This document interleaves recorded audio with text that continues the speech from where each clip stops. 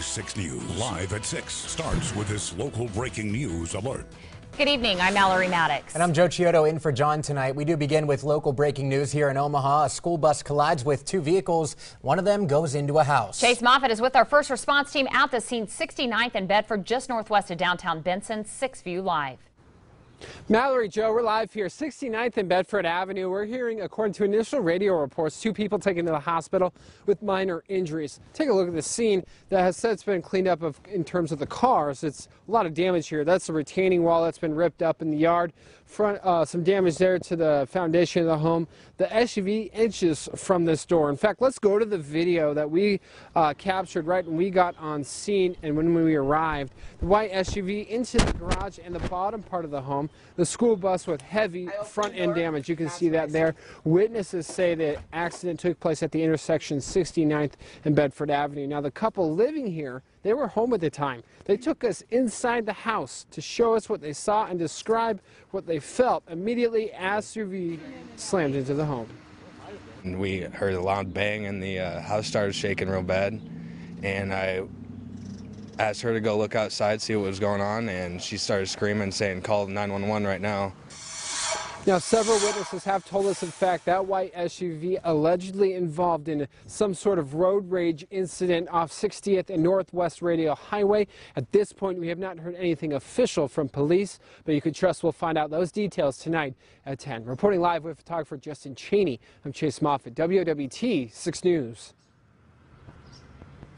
Thanks, Chase. We've also been on the scene of another developing situation involving a school bus. And this one is at 103rd and Fort in northwest Omaha. Police tell us the bus was turning left when it collided with an oncoming van. You can see the van right there. They're trying to sort out which vehicle had the right of way. In other words, who had the green light. There were no children on that bus. 4 people, though, in the van were injured. 2 of them have injuries more serious than the others. Tonight, an Omaha mother faces a charge of child neglect after her young autistic son wandered away from home. She tells our Brandon Scott the accusation against her is unfair, and he joins us now live. Okay, Doc. Bye. When 4-year-old Walter Watson disappeared from his mother's North Omaha home last week, she frantically searched the neighborhood for her autistic son, who has a history of wandering off. So you went up the street, down the street? Right. No Walter? No Walter. And I came back inside and immediately called the police. Meanwhile, 2 blocks away at Hamilton and Northwest Radial Highway, Omaha police were responding to another call from a woman who said there was a child standing alone on the corner. Turns out that child was Walter. When officers finally found Walter, he was on this overpass all alone. And when they talked to him, he couldn't say who his parents were or where he lived. Kava Watson says when the police eventually returned her son, they cited her for child neglect, even though she explained his autism to 911. I was fingerprinted on spot. How did that make you feel to have your prints taken? I felt like I was a criminal. I felt like I was being judged. I was told that I should have watched them better. Still, she's grateful to the Good Samaritan who found Walter and glad to have him back. Walter is pretty happy too. Walter, are you glad to be home?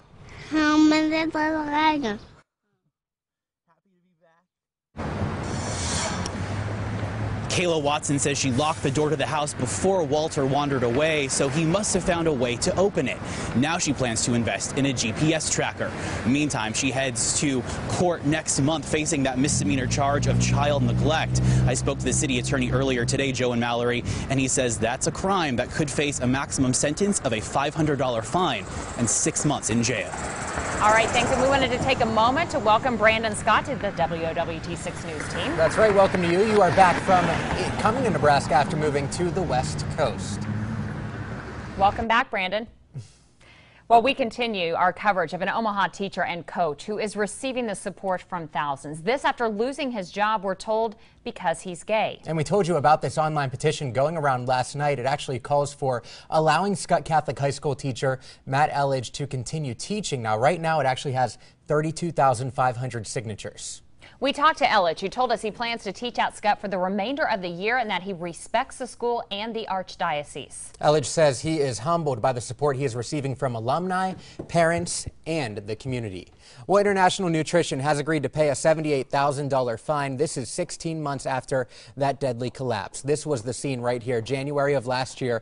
Part of the manufacturing plant at 77th and I collapsed, killing 2 workers and injuring 9 others. 4 of those hurt were trapped. OSHA, the federal agency that investigates workplace accidents, says International Nutrition fully cooperated. Its investigators found support bins were overloaded with limestone, causing that collapse. The company will work with a third-party consultant to help ensure the new structure is compliant with federal standards. Our city-by-city coverage begins with new key information about a robbery. It happened on Easter Sunday at the Integrated Learning Center at 30th and Spalding. This is a WOWT 6 News Crime Stoppers alert.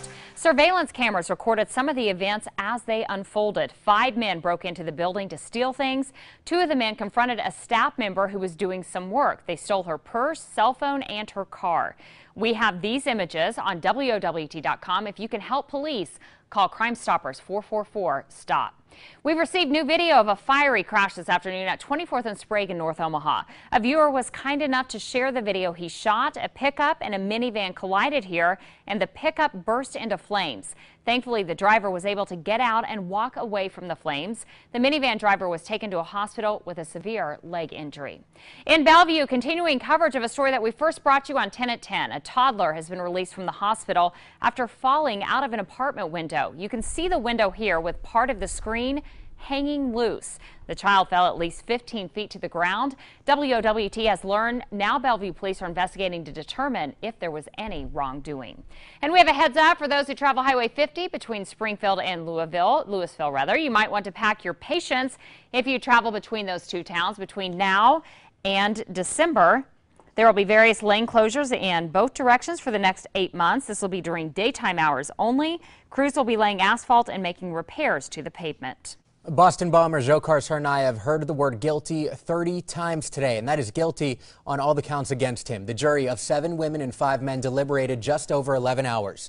Their verdict means they will have to go back to work to decide if Tsarnaev will be put to death or spend life in prison. They will likely be told by Tsarnaev's attorneys that it was his brother who was the mastermind of that attack. People at the Boston Marathon finish line have very strong thoughts about this. I think it would be good to have it over and done with and have him put away behind bars. I would prefer to have him killed, have the death penalty. He hurt a lot of people. And the penalty phase of the trial is expected to begin next week. Tonight, a South Carolina police officer is charged with murder. This after he shot an unarmed man last week. It happened in South Carolina, helping investigators in this case. Video taken by a bystander. It shows that officer, Michael Slager, shooting Walter Scott as he ran away during a traffic stop.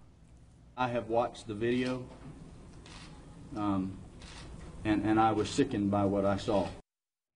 At a news conference, the city's police chief and mayor showed compassion for the family and discussed a lack of details at this point that would show the shooting was justified. But despite that, several people interrupted the news conference demanding justice or there would be no peace. Some have made race an issue in this case. The officer is white and the suspect is black. But on the Today Show, Walter Scott's father says he doesn't know if race had anything to do with it. They are thankful someone captured it on video. Otherwise, they don't think it would have come to this. A new task force is being formed in Australia aimed at battling the spread of crystal meth in the country. Law enforcement agencies report the use of crystal meth has nearly doubled in Australia over the past year. They say international drug rings are being attracted because of high prices addicts are willing to pay. Around 400,000 of 24 million of Australian citizens used that drug last year. And while the Australian task force is tackling the spread of meth, Romanian authorities are wrapping up a massive drug seizure of cocaine. 154 pounds of cocaine to be exact. Now get this, they had been dyed black and injected into panels of furniture actually. Police say the cocaine was mixed with other substances that made it almost undetectable with usual tests, scanners, even drug dogs. Now the seizure was accomplished following a joint operation by German, Spanish, and Romanian authorities. The drugs themselves were imported from Ecuador. We are looking at mainly cloudy skies, some patchy areas of fog and drizzle this evening here across our region, and temperatures holding pretty steady, upper 40s for the most part, but those changes will start to move in overnight tonight into tomorrow. But I want to give you an early heads up. Drizzle, fog in the forecast. Temperatures holding steady in the 50s throughout the evening. No showers or storms before midnight, but after midnight we could see some stronger thunderstorms that could bring us some hail. We're going to track that coming up in just a few more minutes. All right, Mike, thank you. Well, up next, is Disney on the right track when it comes to helping your family plan a vacation? We'll tell you about it later in this newscast. And up next in this hour-long newscast, a plane goes down, 7 people are killed. We're learning who was on board. You're watching the Heartland's favorite choice for local news with John Nicely, Mallory Maddox, your hour-by-hour forecast with Chief Meteorologist Mike Lapointe, and sports with Ross Jernstrom. This is WOWT 6 News, live at 6.